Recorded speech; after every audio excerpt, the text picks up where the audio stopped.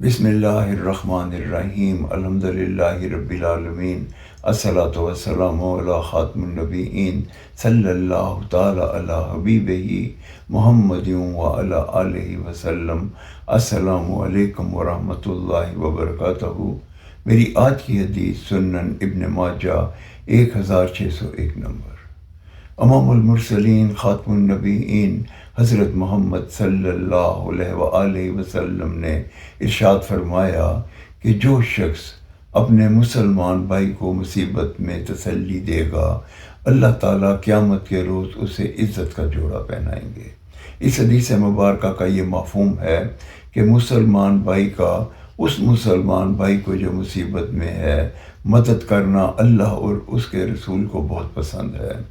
اگر اس کی کوئی مشکل ہے، مالی مشکل ہے یا جسمانی مشکل ہے، اگر ہمارے حق صوابدید میں ہے اور ہم یہ کر سکتے ہیں کہ اس کی مشکل حل کریں، تو ہمیں اس کی مشکل کو حل کرنا چاہیے۔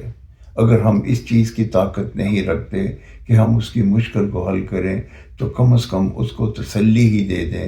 تسلی دینا بھی اللہ تعالیٰ کو اتنا مقبول ہے کہ اللہ تعالیٰ تسلی دینے والے کو روز قیامت عزت کا جوڑا پہنائیں گے، اور اللہ تعالیٰ جسے عزت کا جوڑا پہنائیں گے کامیابی اس کا مقدر ہوگی۔